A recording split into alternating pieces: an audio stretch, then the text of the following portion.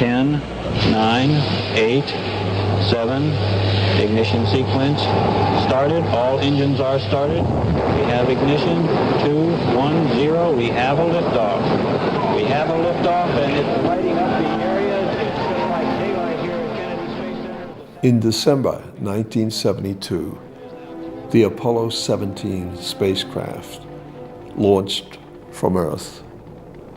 And looking backwards from that spacecraft, a very famous picture was taken. That picture is known as the blue marble. That single picture captures the whole Earth without political borders. We can see the oceans, the atmosphere, the land masses fully connected and fully integrated. That was our first holistic view of this planet. This very instant was a change in world consciousness, where the public could see that we were, in fact, on a single planet together. But science has continued with all of its specializations, its silos, its stovepipes. And those silos and stovepipes have kept the sciences apart.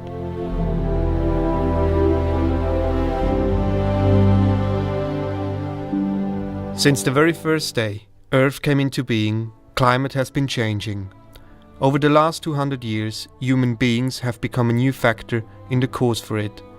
We use technology in order to understand our place in the universe, yet we do not understand the nature of climate and its implications on our life. When we're looking at very complex systems like the climate system, we need to go beyond just looking at the physics of the system or the chemistry of the system, but really educate the upcoming generation as to the full range of implications of what climate change actually means, what it means for environmental systems like water resources, ecosystems, agriculture, socioeconomic systems, health, and the fact that we can't take easy decisions to solve the problem. Imagine if we can discover the changes that are taking place and the causes of the variability and change in the Earth's weather and climate, and use that knowledge to predict the extreme events such as floods, such as droughts. The recent rains, mudslides, and loss of life in Rio de Janeiro, bushfires in Australia, gigantic catastrophes like Chile, Haiti, and the earthquake in Sichuan, China. All of these events tell us that we are pushing up against natural systems very hard. But even if the best minds in all fields of science would come together in order to understand climate, how could they predict the future?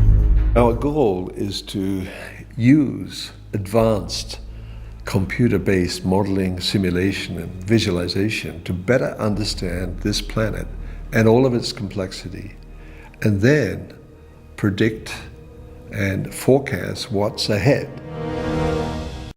I think everyone in the science community agrees that computing is a critical component to solve the problem of providing accurate and reliable climate predictions. But currently, the top-end computers are not actually dedicated to the climate problem. They may be dedicated to defense or national security, but not for climate prediction. And I think this needs to be changed, and it can be changed if there is a will from governments and from society.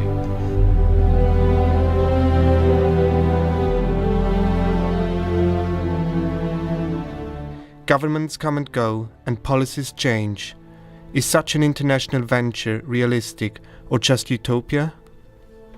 Here in Geneva, CERN, the Center for European Nuclear Research, has succeeded to integrate global knowledge in high-energy physics. It's unified the resources of the planet, all the countries, as partners in this single venture.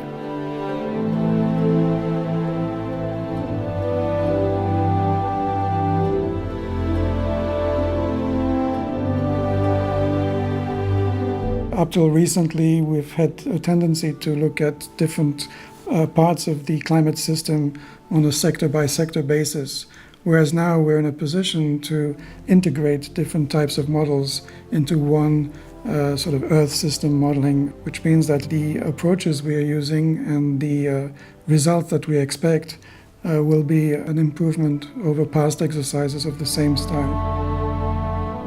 Climate is going to be an important problem for this generation, for the next generation, and for the generation after that. And it's crucial that we understand what is happening to our climate. So we need to put into place policies and measures now which will affect how society adapts to climate change and how society can learn about climate change. The benefits that we can gain in form of protection of life, property, and reducing the human suffering as a result of these catastrophic events would be tremendous payoff to the society at large.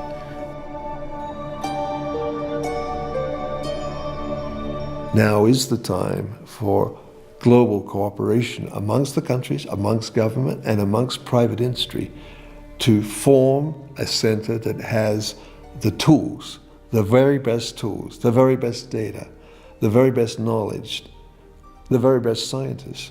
Leaving them scattered as they are today and somewhat underfunded and under-resourced means that we are not using the world's best tools to solve the world's most complex problem.